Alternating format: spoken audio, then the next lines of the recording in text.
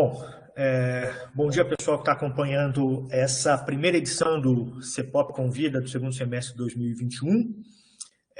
Hoje nós temos a satisfação de receber o professor Pedro Mundim, que é professor da Universidade Federal de Goiás, do programa de pós-graduação em Ciência Política, cientista político e professor do programa de pós-graduação em Ciência Política da Universidade.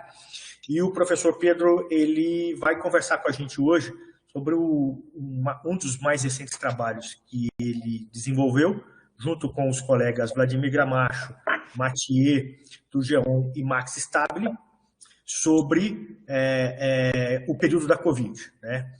Então, como acontece nos nossos encontros do CEPOP Convida, o Pedro vai ter o período para apresentar, Pedro, o trabalho, e depois vai estar aberto para perguntas e questionamentos, dúvidas do pessoal, do público que está aqui. É o público que participa, que é integrante do grupo de pesquisa do CEPOP, e também pessoas interessadas no tema de fora, que se inscreveram e que receberam o link para participar. Tá, Pedro? Então, primeiro, agradecer a sua disponibilidade, né, por essa atividade que é absolutamente... Nem contar no Lattes conta, né? Mas agradecer muito a sua disponibilidade e de pronto eu já passo a palavra para você. Fique à vontade. Então, gente, bom dia, pessoal que está aí assistindo, participando desse evento que é bem legal. Esse tipo de reunião acaba sendo mais interessante e frutífera, às vezes, do que outros tipos de apresentação. Então, fiquei muito feliz quando o Emerson me convidou para poder fazer a apresentação para vocês. Uma novidade que o Emerson falou, né, que eu sou professor do programa de pós-graduação em Ciência Política. Semana passada eu fui oficialmente credenciado também no programa de pós-graduação em Comunicação aqui da UFG. Então, agora eu vou passar a atuar nos dois programas,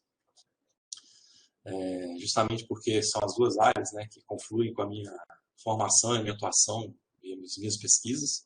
Então, estou muito feliz também de estar podendo agora, de certo modo, né, voltar para a comunicação, que foi onde tudo começou, assim.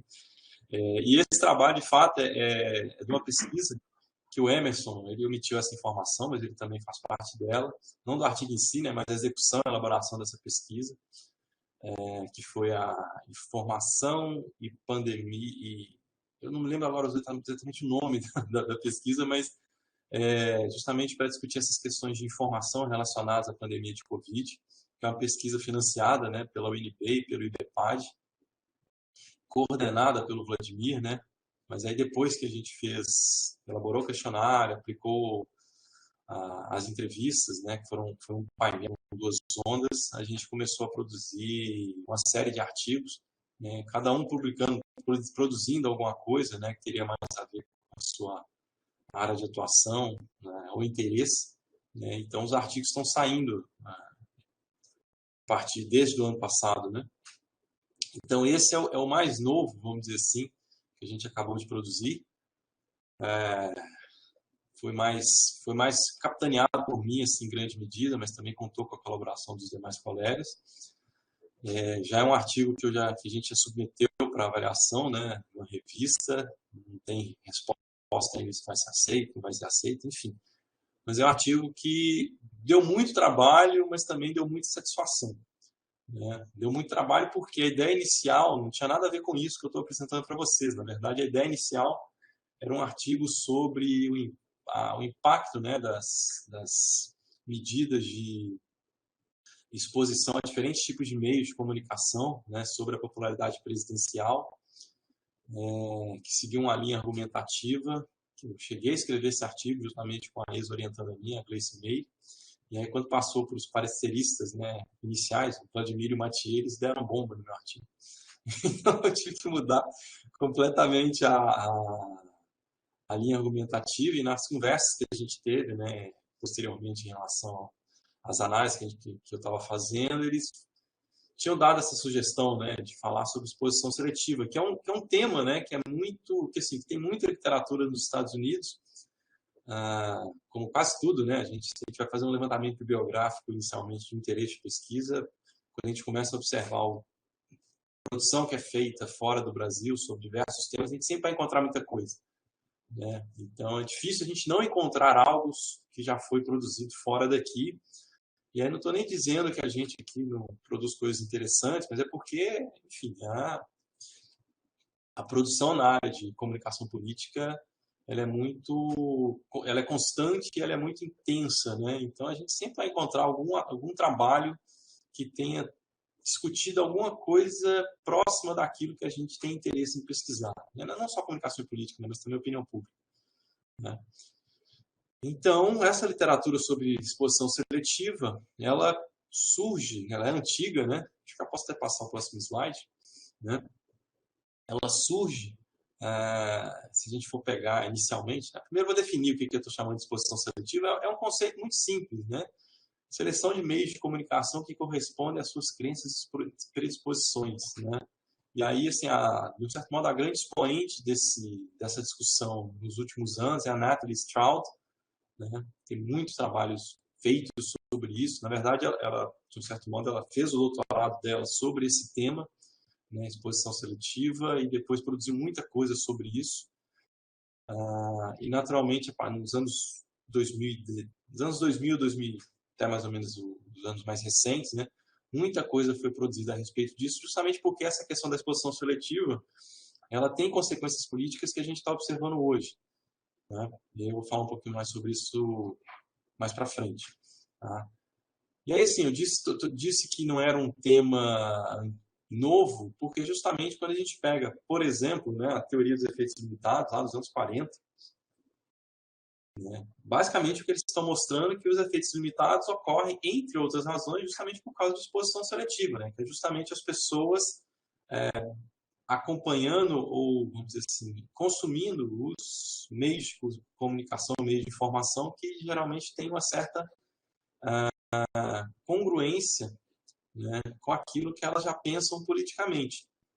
Então, não é um fenômeno novo, né? Já tinha sido identificado nos anos 40.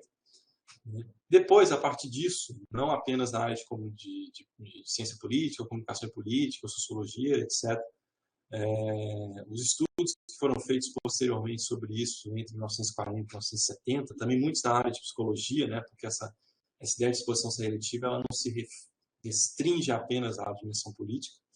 E principalmente na área de psicologia, as pesquisas sobre exposição seletiva são feitas, ou eram feitas também, sobre diversos outros temas, né, que não me vem à cabeça agora, mas enfim, tem uma literatura grande sobre isso.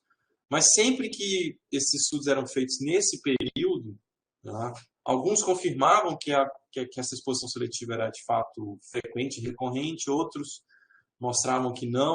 Então, tinha uma certa incongruência, né, dos resultados, e isso fez com que o tema acabasse perdendo um pouco de interesse nesse período. Tá?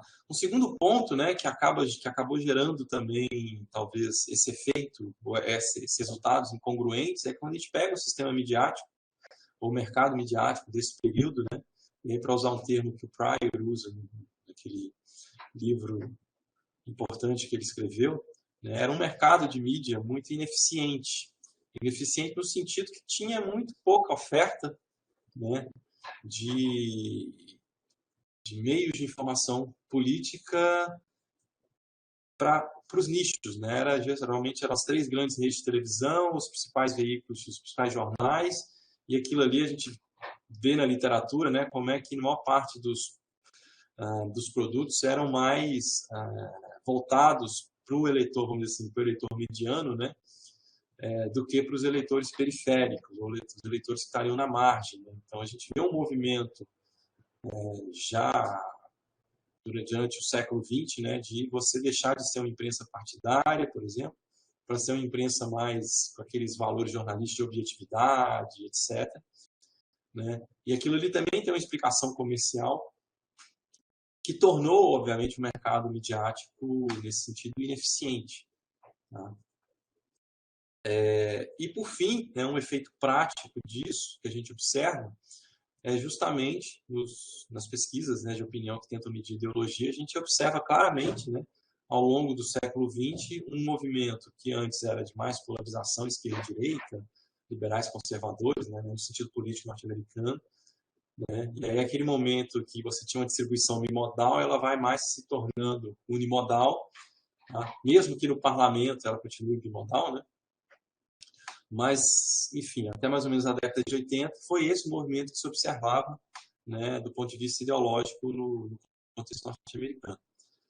A partir dos anos 80, a gente tem uma série de transformações, né, principalmente no mercado midiático, né, com o surgimento da TV a cabo e, obviamente, depois dos anos 90, com o advento da internet. Isso torna-se mais forte nos anos 2000, né, com as redes sociais, que é justamente o mercado midiático deixar de ser ineficiente para se tornar mais eficiente. Eficiente no seguinte sentido: o mercado capaz de oferecer mais opções, né, para os consumidores de notícia ou outro tipo de conteúdo midiático de maneira mais heterogênea. Né? Então, do ponto de vista político, por exemplo, o que a gente começa a observar é que, do ponto de vista comercial, também se torna bastante interessante que determinados redes de televisão ou canais de televisão comecem a ofertar, né, produtos para um determinado nicho de consumidores. E aí, com isso, esse nicho começa a ter, né, a possibilidade, novamente, de fazer uma exposição seletiva que tinha ficado muito pequena nos anos anteriores. A gente tem vários exemplos disso no decorrer dos anos desses últimos 30 anos. Né? Talvez o mais famoso na televisão é o efeito da Fox News, né? Justamente veio para ocupar um nicho específico, para falar para um nicho específico de eleitores mais conservadores nos Estados Unidos, e que a literatura depois mostra que teve efeitos práticos, né, na maneira como essas pessoas se comportam, efeitos eleitorais também. Enfim, então é uma literatura bastante interessante. Isso foi se aprofundando ao longo do tempo, e principalmente a partir dos anos 2000, com o advento das redes sociais, né? Vamos dizer assim, chegando hoje em dia, né, num cenário, no mercado midiático extremamente eficiente, né, que tem opções para todos os gostos, e isso faz, obviamente, que essa questão da exposição seletiva volte a acontecer de maneira bastante substantiva, e foi mais ou menos isso que a Stroud foi mostrar nos trabalhos que ela acabou desenvolvendo ao longo do tempo. Outros dois tipos de fala chama na literatura, né, das filter bubbles, né, ou das echo chambers, né, as câmaras de eco e as bolhas, né, que é mais ou menos uma demonstração empírica dessa possibilidade de você se expor seletivamente apenas àquilo que corresponde com nossas crenças e predisposições políticas. Né? E uma consequência prática disso é o que a gente observa, né, no aumento da polarização política. E aí é interessante perceber que é uma polarização política não apenas do ponto de vista vamos dizer assim, mais clássico, né, de eu me posicionar à esquerda ou à direita, mas também numa dimensão afetiva. Né? Não apenas eu me coloco mais à direita ou mais à esquerda, mas eu também passo a odiar mais o meu opositor. Né? Então, isso também já tem literatura mostrando o que aconteceu. Tá? Então, do ponto de vista teórico, né, o artigo está amarrado nessa dimensão. Contudo, né, o artigo está falando de quê? Não está falando de política em estrito senso, está falando de pandemia de Covid. Né?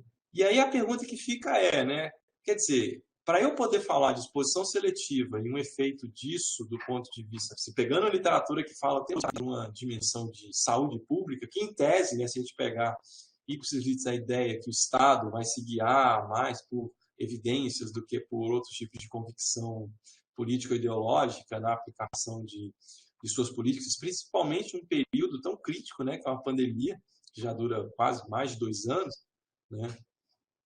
A gente precisa mostrar que, de fato, pelo menos aqui no Brasil, né, a pandemia teve uma certa não, a pandemia foi politizada. Tá? E aí eu acho que, assim, do ponto de vista narrativo, não faltam evidências, né, não apenas narrativas, mas também empíricas, dessa politização. E o principal responsável por essa politização é o nosso presidente da República, que a gente está vendo aí, com alguns dos exemplos, né, desse processo de politização. Não apenas quando ele quando ele desdenha, né, da pandemia, chama de gripezinha, entre outras coisas, né, incentiva, né, o que a gente chama, o famoso, né, tratamento precoce. Acabou de sair uma entrevista dele hoje né, que ele continua enfatizando essas mesmas dimensões, né, que ele não arreda o pé das convicções que ele tem, ou seja, que cloroquina funciona e a evidência básica que ela funciona é ele, né, ou também que outras vacinas, como que a vacina do seu grande adversário, João Dória, que é a vacina Sinovac, né, também não funciona, sendo que as evidências empíricas contradizem esse tipo de afirmação. Ao mesmo tempo, né, que ele está falando essas coisas com base em evidências que ele tirou não sei da onde, né, para não usar outros adjetivos, né, tem também um movimento muito forte, que não é de agora, né, que é uma reprodução, obviamente, do que ele sempre fez nas redes sociais, né, que é da disseminação de desinformação e uso de fake news para descredenciar, eventualmente, os seus opositores, as soluções que outras pessoas com as quais ele não concorda apresentaram para a pandemia, etc. Né? Mas o tempo todo, de uma perspectiva politizada, não é um debate estrito senso sobre política pública ou saúde pública, baseado em evidência, o tempo todo é um debate político, né?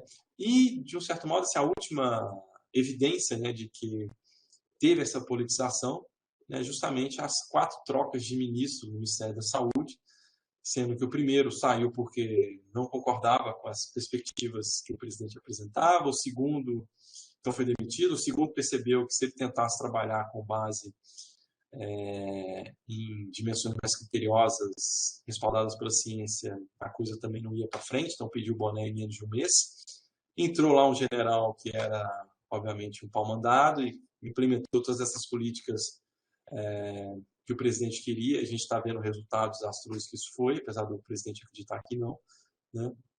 E agora entrou um quarto, né, que também parecia ser um pouco mais pé no chão do que o anterior, mas a gente está percebendo cada vez mais que não é, né? E, obviamente, para fazer parte do gabinete desse governo, precisa ter um parafusamento, provavelmente, na cabeça. Mas, enfim, então, isso são evidências, né, dessa politização da pandemia de Covid. Uma das premissas básicas, né, da exposição seletiva é que, obviamente, os veículos de comunicação vão fazer, por exemplo, escolhas comerciais de falar para determinados nichos e que, naturalmente, à medida que eles tomam essas decisões, essas escolhas vão se manifestar justamente no fato de que pessoas com determinadas convicções e crenças vão optar por assistir determinados tipos de telejornal, e isso vai significar, obviamente, algum tipo de efeito político posteriormente.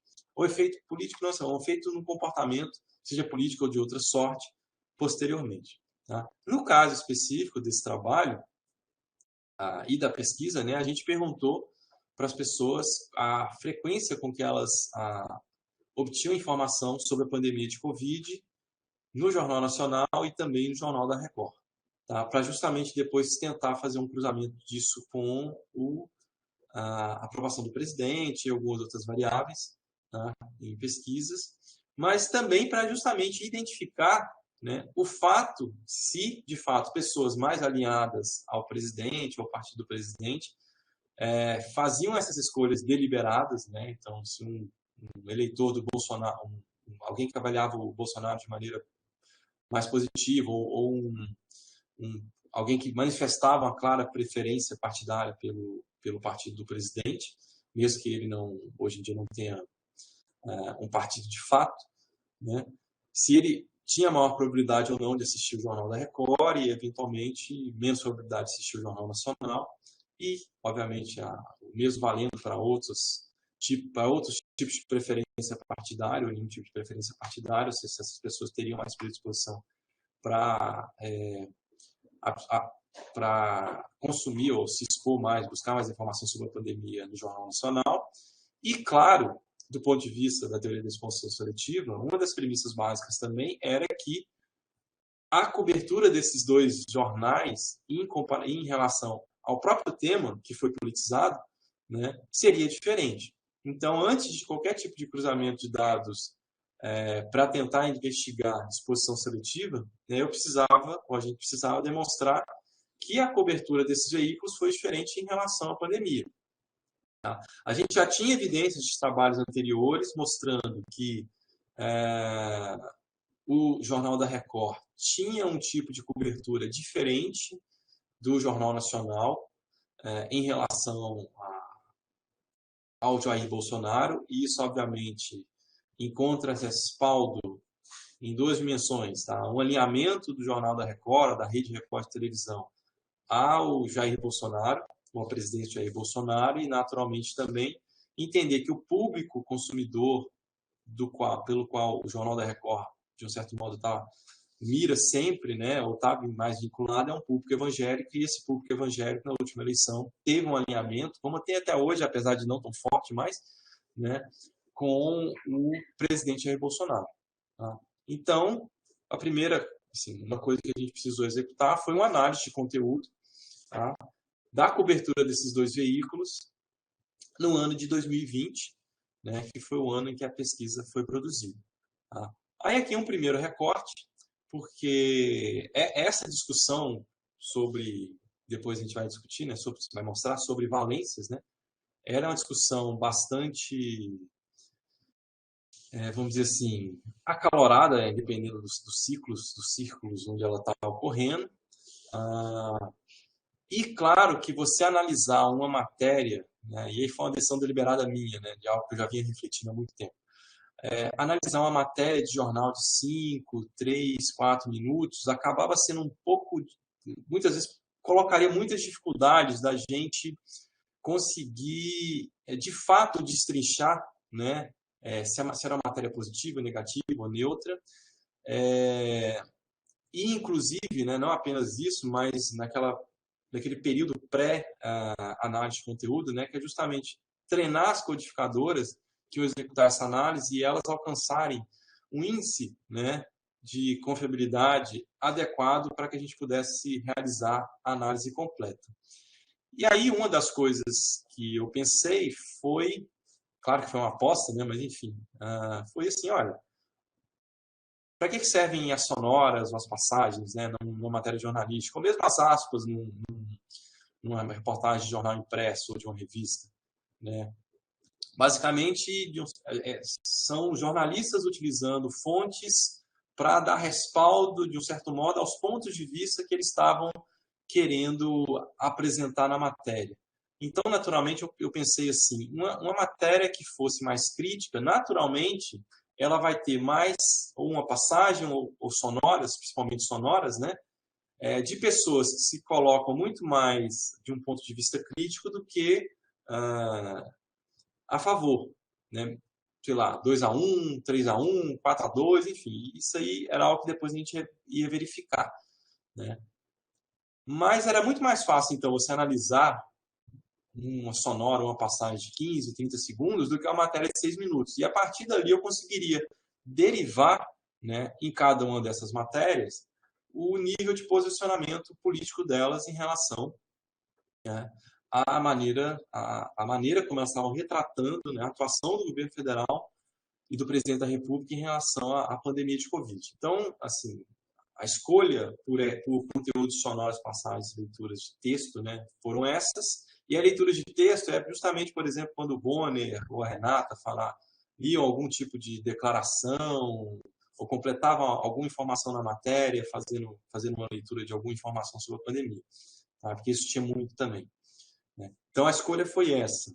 De um certo modo, uma simplificação da análise sem necessariamente perder, de fato, o objetivo principal, que era fazer uma análise de conteúdo da cobertura.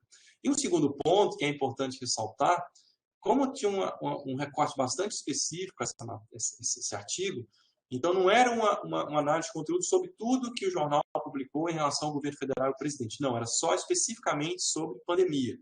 Então, se tinha uma matéria sobre economia, que não tinha nada a ver com a pandemia, ela não entrava. Se tinha uma matéria sobre programas sociais, que não tinha nada a ver com a pandemia, ela não entrava. Tá? Então, esses foram os recortes. Ok? Passando, então, assim, para os aspectos mais técnicos da análise de conteúdo, esse texto aí do Riff e colaboradores, né, na verdade, não é só assim, esse autor ele publicou vários textos na Journalism and Mass Communication Quarterly, justamente para discutir a amostragem de telejornal, de jornal, de revista, enfim, para discutir assim, olha, do ponto de vista estatístico, qual seria o tamanho da amostra que eu precisaria levantar para depois poder fazer um levantamento e, de fato, ter um material que me permitiria fazer inferências anuais. Tá? Então, com base nesse artigo do Reef, ele faz uma série de testes, diversos tipos de forma, procedimentos amostrais e quantidade de material, e ele chegou à conclusão que duas edições de cada telejornal por mês já seria suficiente para você conseguir ter uma amostra estatisticamente representativa de como esse jornal faz uma determinada cobertura durante o ano. Então, foi isso que eu fiz. Então, a partir desse trabalho, o que a gente pegou? Olha, vamos pegar 2 edições aleatórias por mês de cada um desses jornais e analisar cada uma das matérias que foram publicadas e selecionar dentro daquelas matérias aquelas que se enquadram dentro do tema que a gente queria analisar. Então, o que eu fiz? Depois para decidir quais eram os dias aleatórios, eu entrei num site aqui da internet que falava assim, olha, gere uma data aleatória. Tá? E aí fui gerando as datas aleatórias, fiz uma lista e depois, hoje em dia está tudo na internet, né? Peguei os links das edições dos telejornais e montei uma planilha com isso e depois passei para as minhas codificadoras. Né? Foram 3 orientandas minhas que fizeram a codificação, a Luana Dias, a Denise e a Isabela. E aí queria publicamente agradecer, já que vai ficar no ar, né? Isso aqui depois, queria publicamente agradecer o trabalho que elas fizeram. Né? No total, né, foram 196 matérias do Jornal Nacional, 210 do Jornal da Record, a média aí de minutos das matérias, né, 3 minutos e 28 segundos, do Jornal Nacional, né, do Jornal da Record, 2 minutos e 27 segundos, diferença entre elas estatisticamente significativa. E é interessante que depois que eu estava montando essa apresentação, na hora que eu estava escrevendo o texto, eu nem me dei muita ideia sobre isso, mas, quer dizer, só o fato de o Jornal Nacional já dar mais tempo para a pandemia, eu acho que já é uma coisa sintomática, né? E dentro de cada uma dessas matérias, nós selecionamos as sonoras, né? A gente chegou num total de 1.168 sonoras. Depois eu fui ver que o artigo que eu submeti estava errado o dado, tá? 1.168 sonoras, passagens e leituras, sendo que 83,6% desse material, né, são sonoras, 5,9% são passagens e 10,5% são leituras, sendo que 578 são do Jornal Nacional e 590 são do Jornal da Record. Feito isso, né, a gente foi para a parte, montamos o livro de códigos, né, que basicamente era muito simples, era o nome do quem que era o personagem que estava falando na sonora, quem era o repórter que estava lendo, enfim, coisas muito simples que não precisariam passar por nenhum tipo de análise de conteúdo, nenhum teste de confiabilidade para análise de conteúdo, basta pegar a informação ali que estava na tela e colocar na planilha. Né? Mas tinha aquela dimensão, né, da valência, que era a única parte mais, vamos dizer assim, qualitativa da nossa análise, depois a gente ia quantificar, mas que precisava, de fato, passar por um teste de confiabilidade. Então, o que eu fiz? Primeiro, eu fiz um treinamento, né, com as bolsistas, seguindo meio que o manualzinho, né, a gente faz um treinamento com as bolsistas, né, e discute, né, quais são os critérios que a gente ia utilizar, etc. Fizemos um primeiro testezinho com uma amostra bem pequena, fiz um teste com elas, não passou, e a gente foi depois e refez passo a passo dessa análise de conteúdo. Se eu não me engano, cada uma analisou 5 sonoras, 5 passagens, foi uma coisa bem pequena no começo. Né? Justamente para alinhar os critérios de avaliação das valências de cada uma dessas sonoras.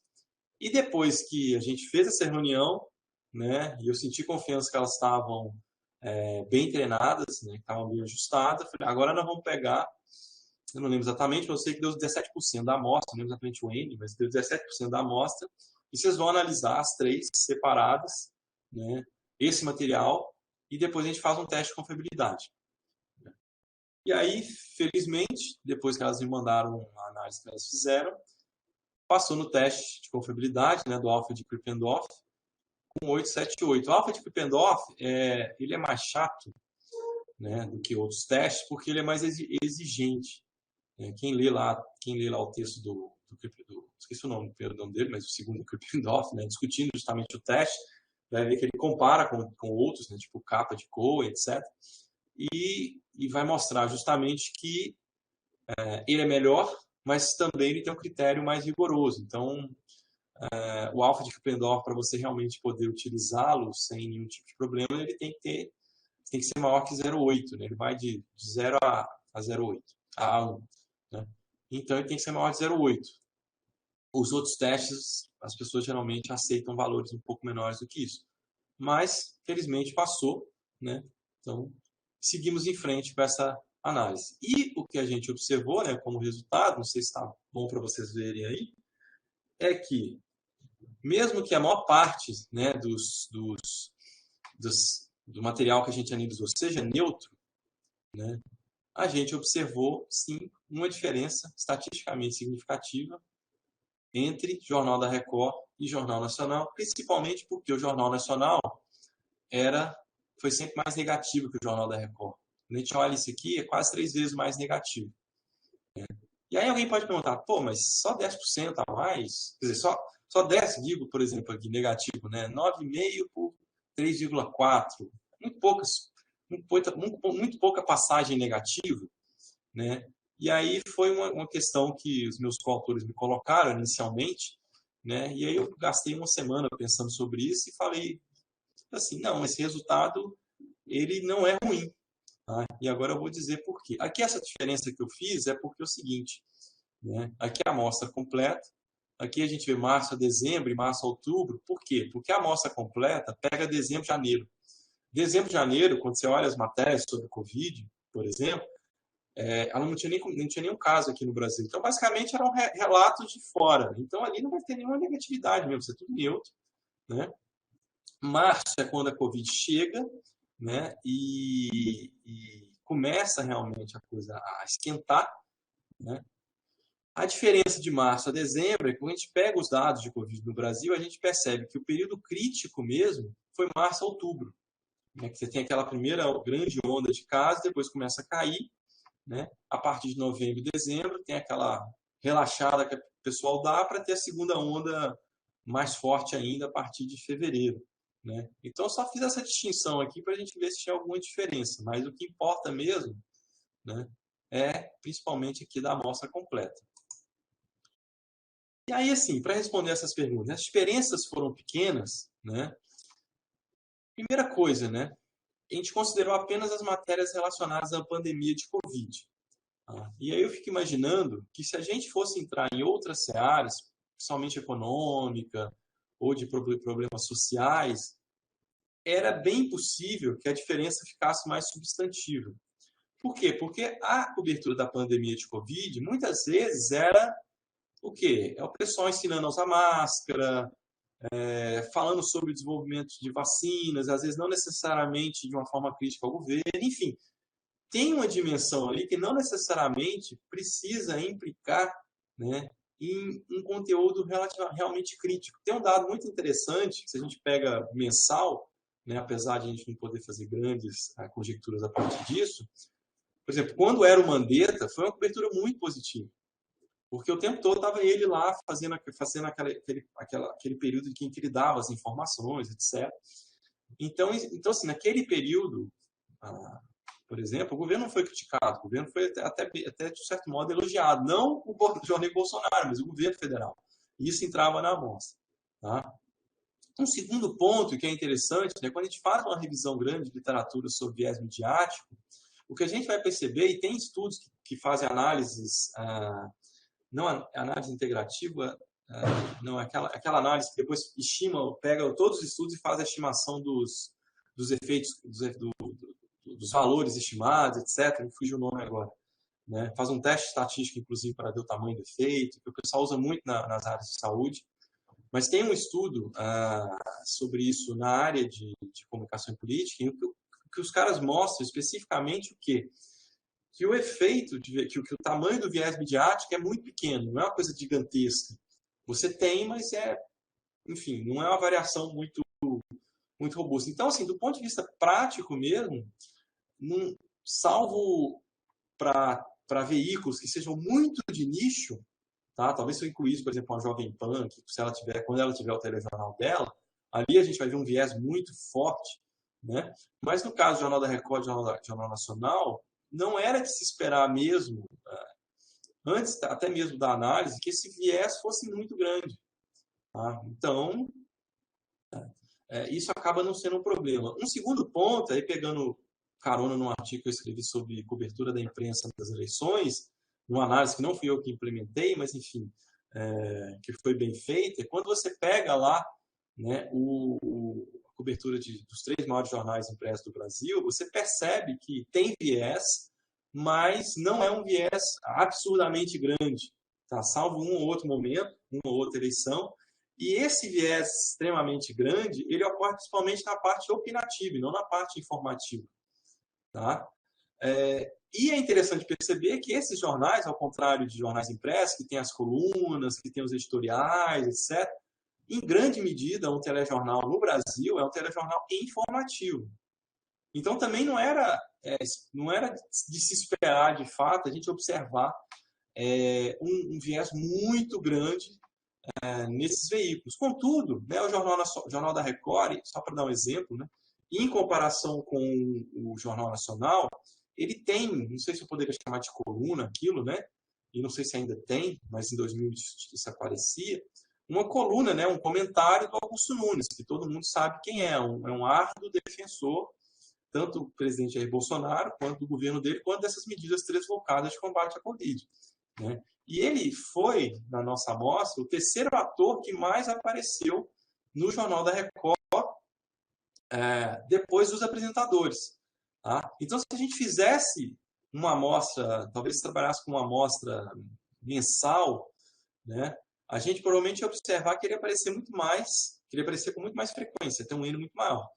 De todo modo, dessas falas do Augusto Nunes, né, dos comentários dele, 55% foram positivos, 33% neutros, só 11% negativos. Na verdade, são 11% é 1%. Né?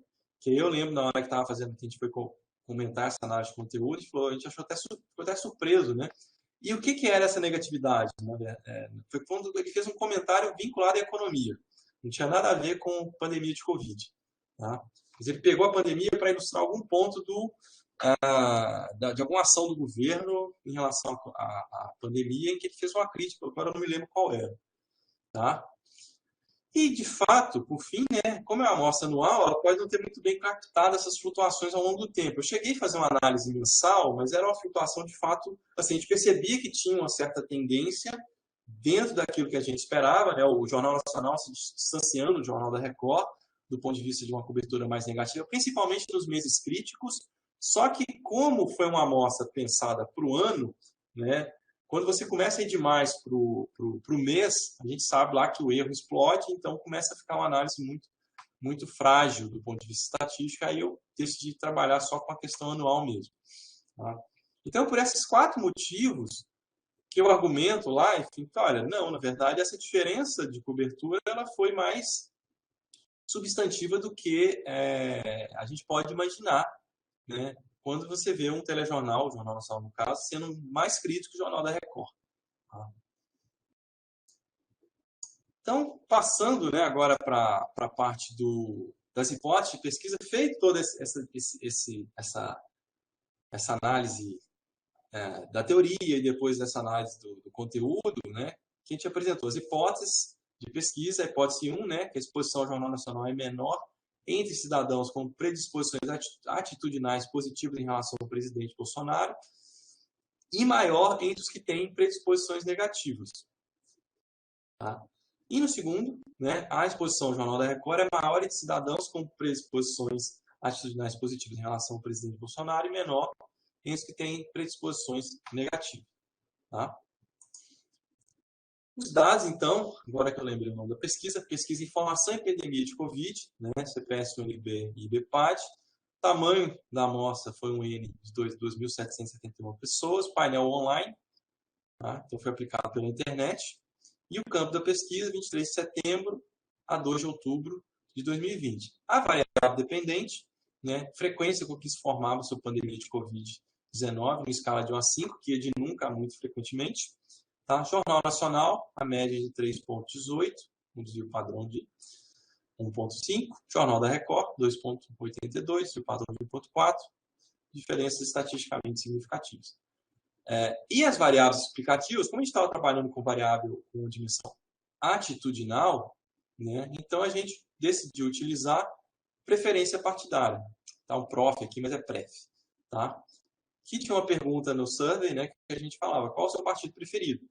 Então, 7,5% da amostra disseram que foi o PT, 7,1% disseram que foi o partido do presidente Bolsonaro, então tinha essa opção de resposta lá, 6,3%, né, outros, e nenhum 71,1%. Tá? Então, essa era a nossa principal variável explicativa. E por que a gente optou por essa? Né? Primeiro, que era que tinha, não tinha ideologia no survey, né? Mas também, seguindo, né, a lógica da teoria da exposição seletiva, principalmente os trabalhos da Stroud, ela trabalha ou com preferência partidária ou com ideologia. Tá? Tinha uma variável de atenção política, não era o indicador mais adequado para pensar atenção política, mas era o que a gente colocou, né, como controle. Outras variáveis endógenas, né, em relação à pandemia de Covid, conhecimento sobre Covid, preocupação sobre Covid e medidas de apoio às medidas de combate à doença. Tá aí o conhecimento, era uma bateria de 15 perguntas que foi feita para as pessoas, em que elas podiam responder se uma frase lá era correta ou não, né, e depois a gente criava um índice a partir disso. Então, quanto maior o valor do índice, mais acertos você tinha, e quanto mais baixo o valor do índice, menos acertos você tinha. E as variáveis sociodemográficas, com especial interesse a uma delas, que era a religião. Porque a gente sabe que a religião evangélica, não apenas no trabalho anterior, né, que eu tinha mostrado, que evangélicos tinham uma probabilidade de assistir o Jornal da Record. A eleição de 2018 mostrou que os evangélicos tinham uma probabilidade de votar no Jair Bolsonaro. Então, a gente também estava com um interesse especial de ver como é que os evangélicos se comportariam em comparação com outras religiões, né, católicos ou quem tem outra religião, em relação a essa exposição seletiva aos telejornais. Passando aqui para os resultados, na apresentação original, gente, não está com essas deformações aqui não, tá? Mas quando eu joguei aqui, deformou, paciência. E aqui não está o modelo completo, porque não cabia no slide, mas mantive só aquelas que eu achei que era mais interessante a gente discutir. Então, aqui, ó, uma regressão linear por números quadrados, né? Jornal Nacional, Jornal da Record, variável de referência aqui do ponto de vista partidário do partido preferido do presidente Bolsonaro, e que a gente observa, né? Então, aqui, ó, petistas, em comparação com os bolsonaristas, assistiam mais Jornal Nacional. Outros partidos, idem. Nenhum partido, idem. Agora vamos ver aqui o Jornal da Record. Né? Isso. A gente vê que os bolsonaristas tinham mais probabilidade do que eleitores, do que os partidários de todas as outras legendas. Está esquisito aqui porque o negativo ficou aqui em cima. Tá? Ou seja, os partidários, aqueles que disseram que tinham preferência partidária pelo partido do presidente Bolsonaro, tinham mais, assim, a frequência com que eles assistiam, na verdade, não é a probabilidade, não. A frequência com que eles assistiam ao telejornal da Record era muito maior do que comparado às pessoas com outras preferências, é a mesma coisa que o Jornal Nacional, só com sentido oposto, né, com sinal oposto. Então, isso é uma demonstração que tinha exposição seletiva, sim, né, em relação às suas predisposições, ou seja, confirmando lá nossas hipóteses 1 e 2 de pesquisa. E em relação aos evangélicos, a mesma coisa acontecia, né? Então, por exemplo, católicos se expunham com mais frequência, né, ao Jornal Nacional do que os evangélicos. Contudo, os evangélicos, né, se expunham com mais frequência, né, ao Jornal da Record do que os católicos. Tá? E se a gente observasse as outras religiões, mesma coisa acontecendo. Agora, olha que interessante, para finalizar aqui, essas variáveis as endógenas, né, de Covid. Conhecimento sobre Covid. Quanto maior conhecimento sobre Covid do entrevistado, com maior frequência ele assistir o Jornal Nacional. No caso aqui do Jornal da Record não tem efeito. Mas Se a gente vê aqui preocupação com a Covid, não, preocupação com a Covid também. Não é isso. O Jornal Nacional tem um efeito estatístico assim, tem uma correlação estatisticamente significativa entre quem assiste mais o Jornal Nacional e o nível de conhecimento sobre a Covid. No caso do Jornal da Record, não tem não foi estatisticamente significativo, mas o sinal aqui era negativo, já indicando, né, que ele não tinha um efeito, não poderia, assim, enfim, que o Jornal Nacional, talvez pela própria cobertura que ele estava fazendo sobre a pandemia de Covid, né, estava tendo um efeito positivo sobre as pessoas, que obviamente depois a gente poderia imaginar que se refletiria no comportamento delas em relação à doença. Tá? Dito isso, né, para finalizar, conclusões. Então, primeira, né, a cobertura do Jornal Nacional sobre a pandemia foi mais crítica do que a do Jornal da Record, pelos motivos que eu já apresentei aqui.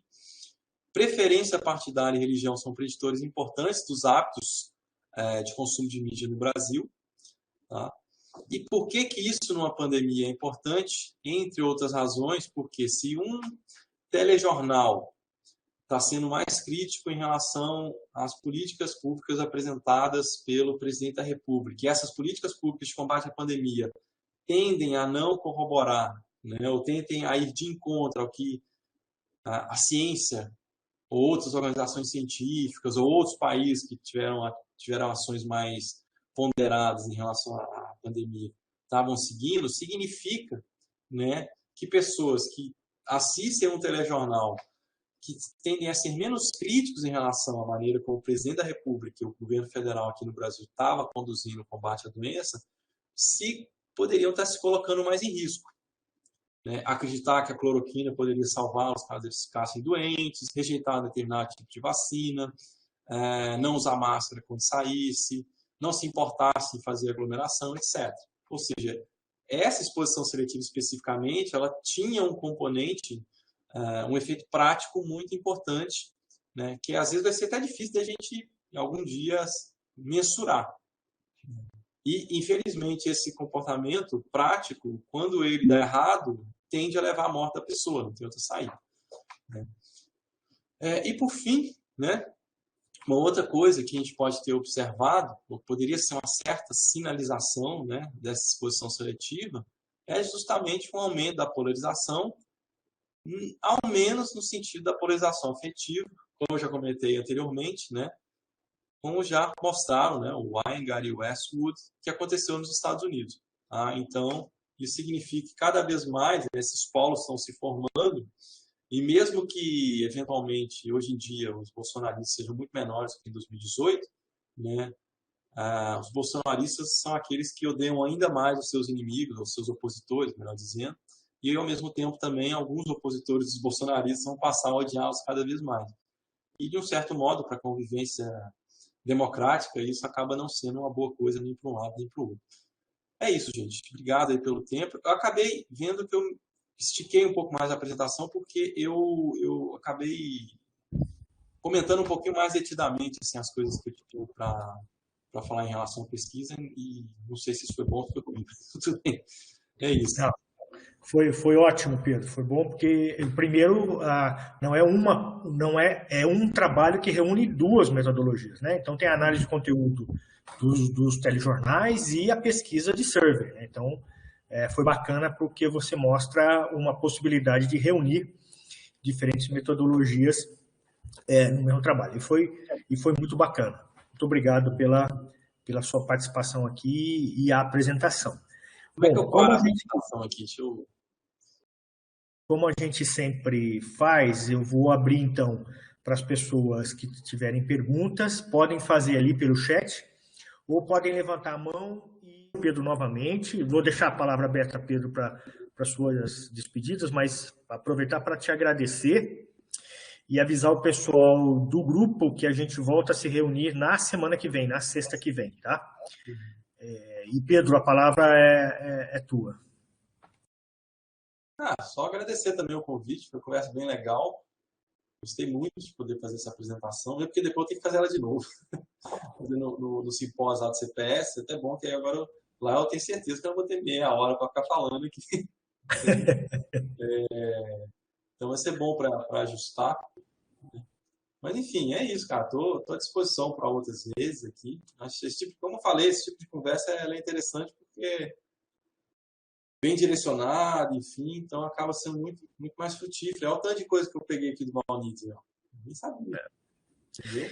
Não, com E manda um certeza. e-mail, Valnides. Manda um e-mail, tá? Pra gente manter contato, pra você passar essas informações, a gente bater um papo em relação a essas coisas, tá bom? Mas manda mesmo, senão eu vou atrás de você. Tá bom?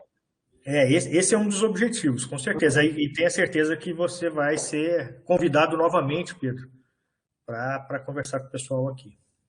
Tá certo, beleza. Bom, se é isso, então, pessoal, agradeço novamente a participação de todos, em especial do pessoal que se inscreveu para participar.